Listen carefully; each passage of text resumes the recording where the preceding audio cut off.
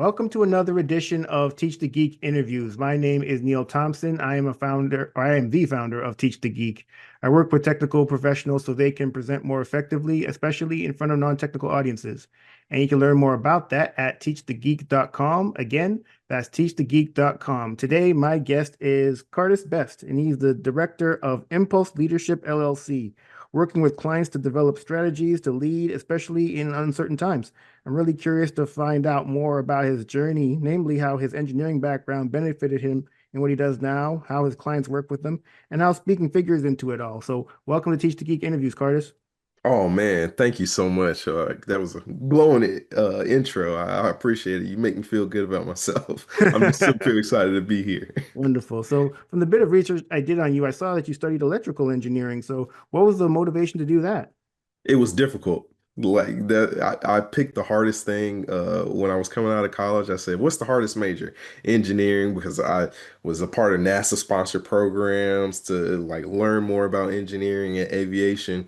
And when I was graduating college, it was more of like, what can I do? What am I already good at, and how can I leverage it? I was already good at math and science. I said, okay, let me do engineering.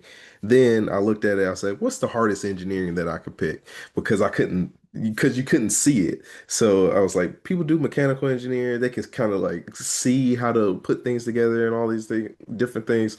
So I chose electrical, and it was the most kind of like evasive and invasive engineering that you could do because everything's going electronically. So like everybody's trying to not be around it and everybody has to have it. So that's why I picked electrical engineering. So, Wow, you picked the most difficult one. You must be a glutton for punishment.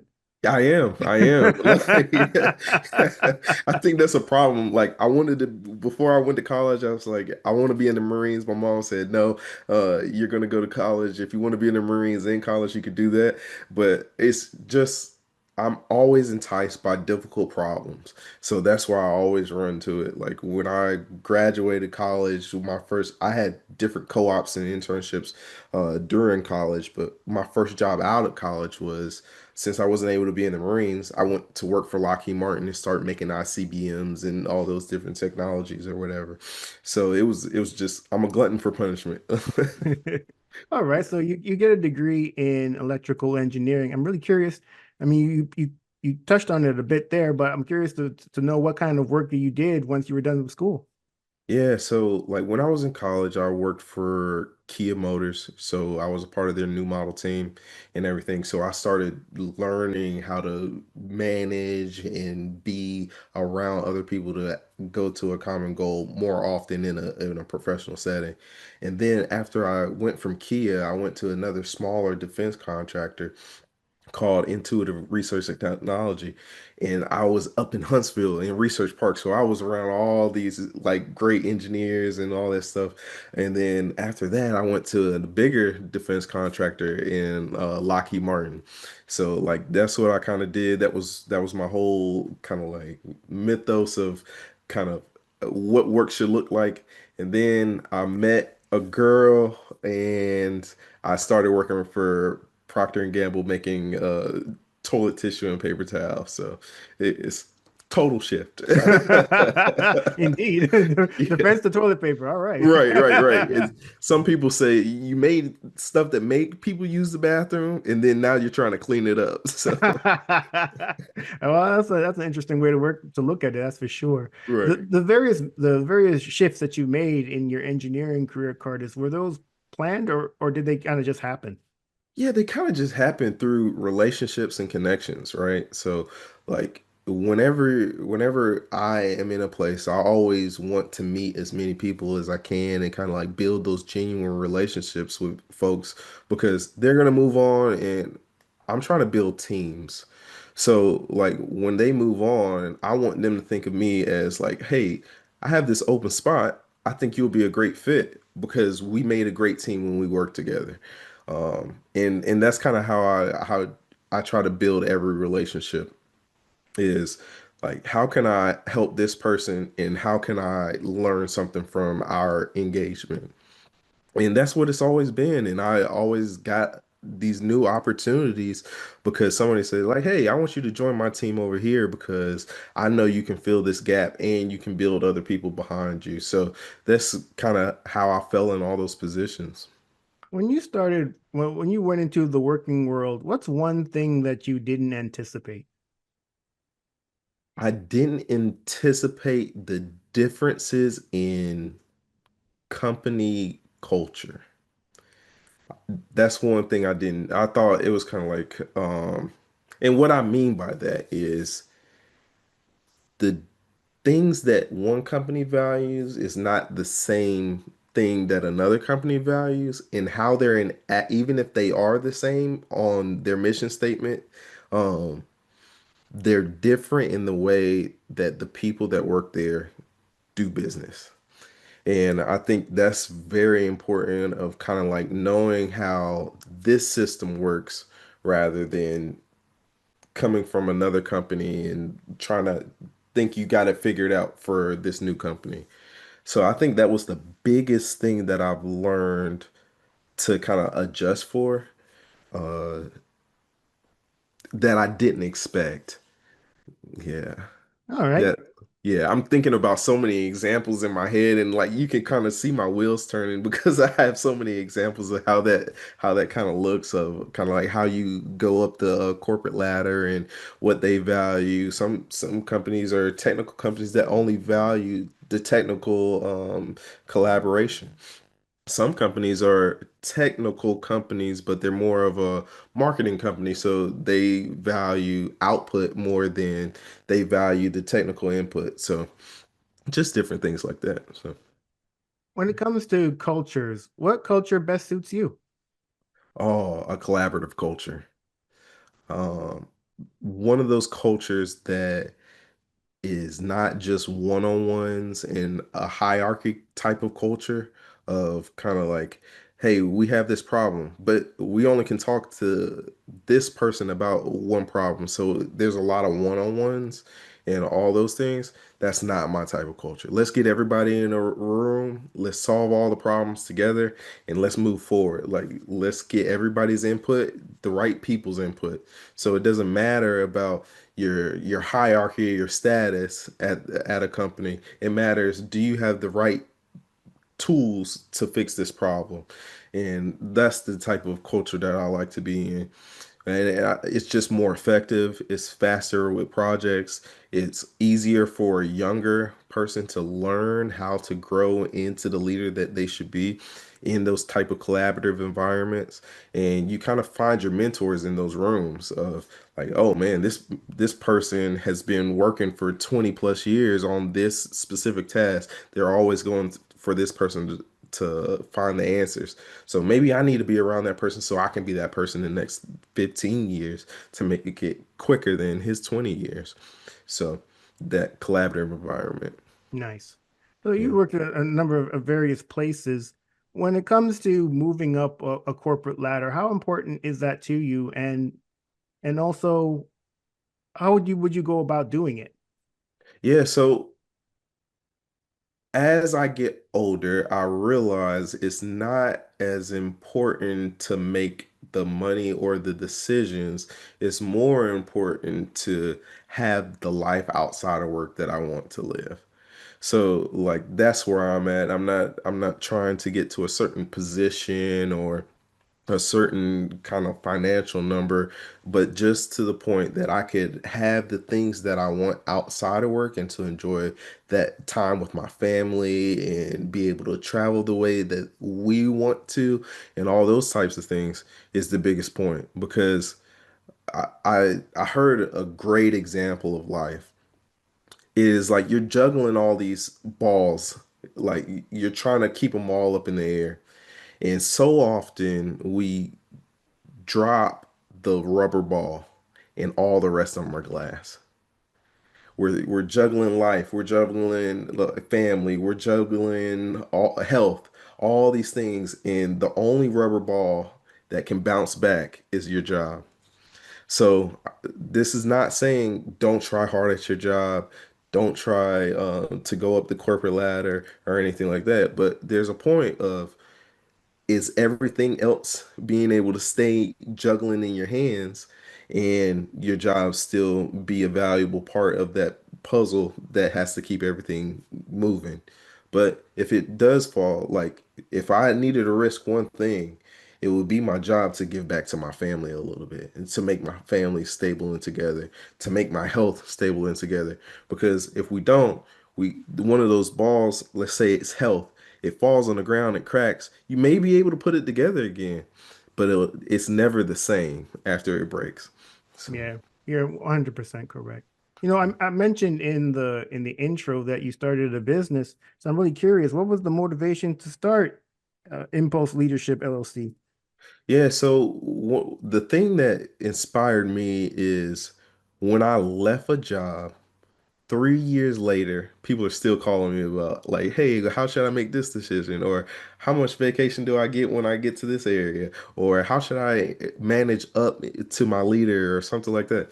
So having those questions and I'm gone out of the business 3 years, at least they trust me enough to say, hey, let me reach back to a person that I know and trust. The second thing is like I have the answers. So, like, these are questions that you should be asking your manager. So maybe you don't have the same trust that you have in me that you have in your managers. And I think that's a problem. So, how can I solve that problem for more young people? Not even just people in the working force, but high school students. Like, how can I teach them about leadership? To get prepared for college to be in their student leadership groups like NSBE and the IEEE and all these other places so they can be a leader and stand out so they can get an opportunity to lead and have great practice for when they get into corporate America. But that's the exact reason I started it was kind of taking that hold and making it available for everyone. Got So it. yeah. Yeah. Yeah, that makes good sense. And you're right. It's a shame that these people are reaching out to you as opposed to their manager. It makes you think, yeah, what kind of relationship do they have with their manager that they're reaching out to someone who doesn't even work at the company anymore? Maybe they're even thinking, you know, I'm reaching out to him or reaching out to Cartis because in the event that I say something that perhaps would have been distasteful to my manager, Cartis isn't going to get upset with me, and he doesn't have any control over me and Right. me moving up within this organization anymore, or if he ever did. But as my manager, they very much still have that control over what I'm able to do within the organization. So Right. yeah, that's so unfortunate. Hopefully that gets solved at some point. Yeah, I think it's very important, especially now because one of the things I teach about is the generation gap, right? So some people call me the generational gap speaker because I'm right in that sweet spot of kind of like being able to communicate well with the baby boomers, like through email and face-to-face conversations, and also being able to communicate well through IM and those types of conversations, those one-off conversations, right? And I think there's a time and place for both of those, but everybody kind of needs their safe space of kind of what you were just alluding to is kind of uh, having a person that you can go to, a mentor or somebody outside that has experienced some of the same things that you have, it to kind of like vent or to kind of tone uh, some of the things that you say. And one of the things that I'm teaching is you can't ask me everything all the time. So what can you do? Like let me teach you how to put emails through a chat bot or not a chat bot or like chat GBT or something like that or company approved or whatever you're about to say. Like if you're negotiating, you can use a prompt to say like, hey, how should I negotiate this salary because I bring this and this to the table. So a lot of people say, hey, like I just want to raise. Like, no, we can't do it that way. It's like, what do you bring to the table? How much value are you producing for the business? And then we can start talking about like, hey, this is how we need to start like discussing this as a business. So, Yeah, I mean, just give me my money. Like, right, what more we got to talk about? right. It's just that simple. Where Yeah, the dollars at, man? right, What's going right, on? right. Yeah. I totally get you there. All right. Yeah. So with the work that you do with Impulse Leadership LLC, what kinds of services do you provide your clients? So one of the big things is like those one-on-one consultations. So, and I do group consultations. So go ahead. Well, not saying anything. Oh, okay, okay. So one of the things is like we have this exciting opportunity that you and three other people that's like close to you or whatever say you always go to lunch together at work or something like that. Um, you could say like, hey, I want to jump on this like quick call. We have a few questions with you. We would love to kind of find your mentorship or what have you. And y'all three can jump on a call with me. I answer all the questions right then. Y'all take notes, do whatever, and all this other stuff. I also have different like seminars and retreats that I do, and you can sign up for a seminar or retreat, and it's a full day. I'm just teaching about leadership, teaching how to kind of like manage employees and do all those different things. And then I have a book coming out. So about emotional intelligence. So it's basically like a training book. And one of the things that I'm really excited about, and I wrote it in a way that it's going to be able to analyze you and then show you how to analyze other people so you can best effectively talk and work with them. So what that means is, okay, what are your triggers? Like what does your skin crawl with doing? Like, do you not like being late? Do you like to have constant updates? But like, how can we get constant updates without micromanaging? Like those types of things and understanding the people that are working for you, like what are their triggers so that you can find where you have that balance and like, hey, these are the things I need. I don't necessarily need it every single day, a constant update, but like if you could give me an update on Friday, that's the best for me. And one of the hacks that I've learned, and I know this is kind of drifting away from what we were asking about, like how do I serve and how do I help? But I would want to give this nugget to your listeners because this is very important. You always want to be on the top of your manager's mind. So if you have so the first thing is if you have a manager that you know their focus and what their goals are and what their achievements are to what to look like, you use that and that's the work that you work on. You make them look good. They are always talking about you. Who's doing that work? Oh, okay. Neil's doing that work. Like that's where you want to be. The second thing is always send them an update on Fridays. Like if you have a one-on-one with your manager or anything earlier in the week, always still send an update on Friday. Because what this does is psychologically, you just message them on Friday, preferably around 2 o'clock, like right after lunch. Because 2 o'clock on Fridays, people start disappearing for some odd reason. I don't know why. But like around 2 o'clock on Fridays, you send that email about updates, questions, and next steps. After you do that, they see that email before they leave out on a Friday. Guess what they're thinking about all weekend?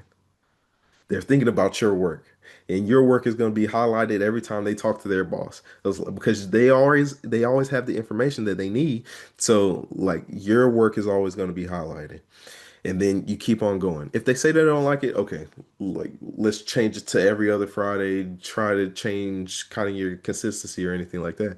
But that's the type of material and like helpful advice that I got when I was a younger employee to be successful and to be in those rooms that technically I wasn't supposed to be in, but people trusted my opinion enough to say like, hey, I want this person in the room.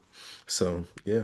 Nice. That's actually really great advice, and certainly keeping yourself top of mind for the right reasons with your boss is helpful. And I think what you just said is will go a long way to making that happen. So, Yeah. Cartis, when I first started when I first started this podcast and YouTube channel, it was based on my own struggles giving presentations in front of management when I worked as an engineer. And I noticed a lot of the other engineers weren't all that much better at it. So when I started all of this, I was really curious to learn from other people like myself, people that have technical roles on what they did to improve their communication skills. So I'm curious, were you always good at communicating with others? And if not, what did you do to get better at it? No, but I had one of the best trainers in the world. So, one of the best people that ever affected my life is my godfather. And what he would do is he would take me around, and I saw his charisma with other people. And so, for example, he would take me to a Tuskegee Airmen conference, and he would be talking to different people, and saw how he was reacting and being around different folks and how I should kind of carry myself. And that's how kind of I started. And that was the seed that started me to be more out there. So I started taking leadership positions in different organizations, and then that helped me get in front of people, and that helped me be able to talk to people coming in schools, coming in as far as like generals coming in to see technologies and all those different things.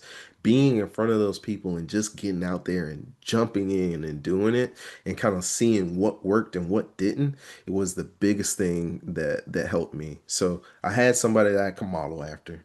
And then I had the wherewithal to kind of like jump in to positions that I didn't necessarily want but needed to grow myself. And then after that, I had the action.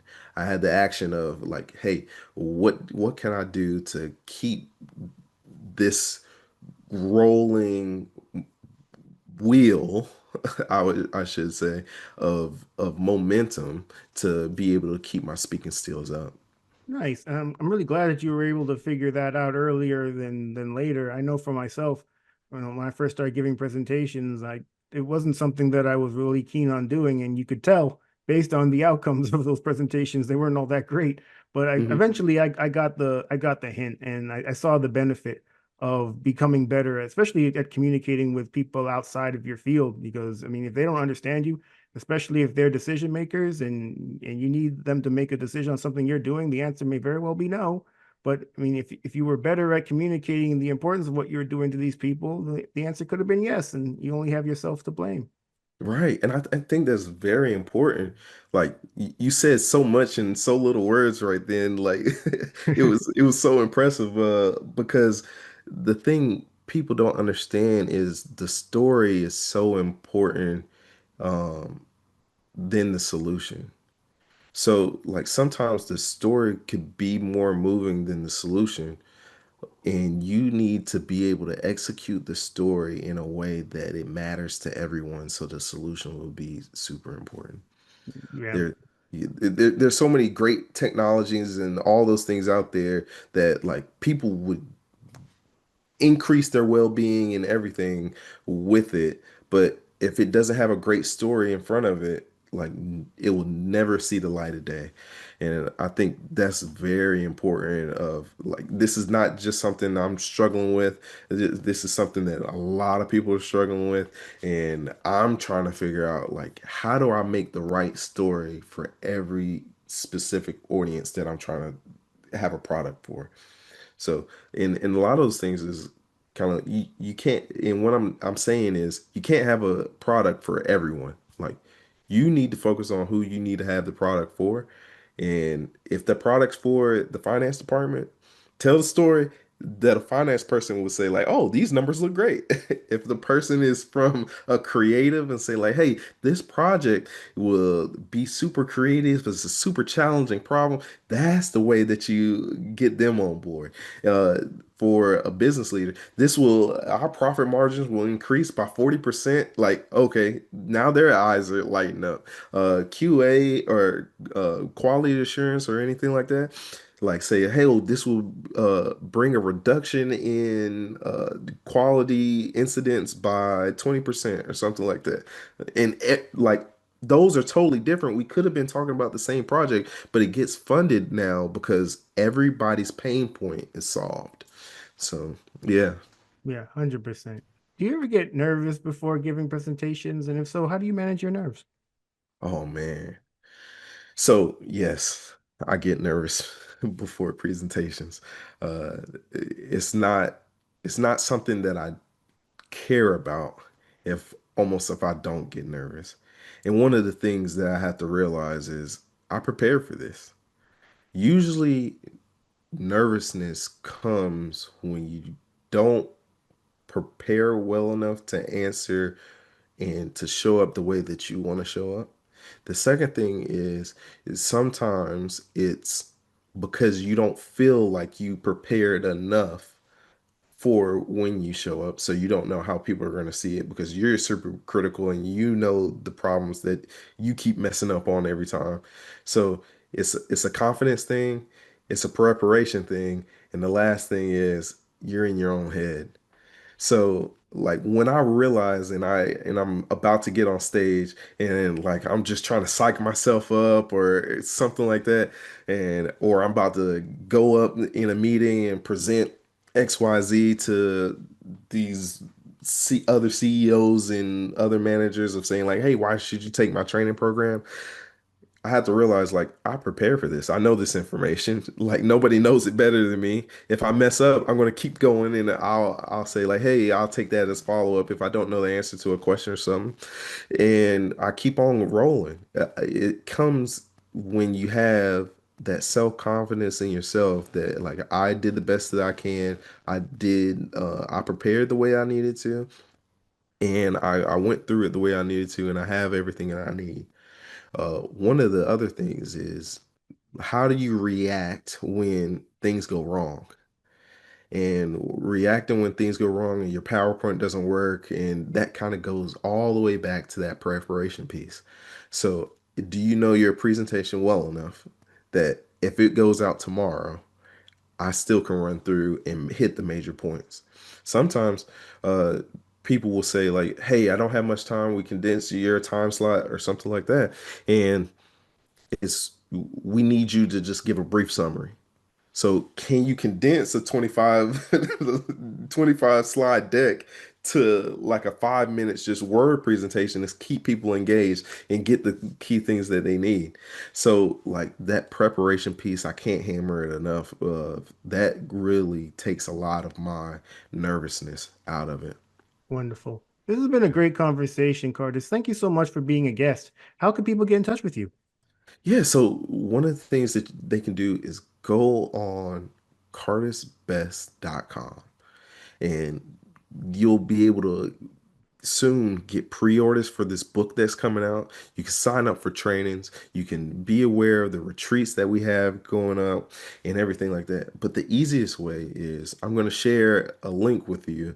And if you thought I had something to say that would help you out, I would love to hear from you. And I would love to give you some free materials from kind of my organization to you to help you grow as a leader. So I'll go into more of your my best framework. My framework is best. So you got to build trust and relationships. You got to empower and equip. And then the other things that you have to do, you have to have strategic execution and transform. You have to transform the people that you are around. So I'll give you that best framework to be able to really utilize in your organizations to be a better leader. Excellent. Well, Yeah. everyone, that marks the end of another edition of Teach the Geek interviews. My name is Neil Thompson. I am the founder of Teach the Geek. I work with technical professionals so they can present more effectively, especially in front of non-technical audiences. And you can learn more about that at teachthegeek.com. Again, that's teachthegeek.com. Until next time, take care and stay safe. Thanks, Cartis. Thank you.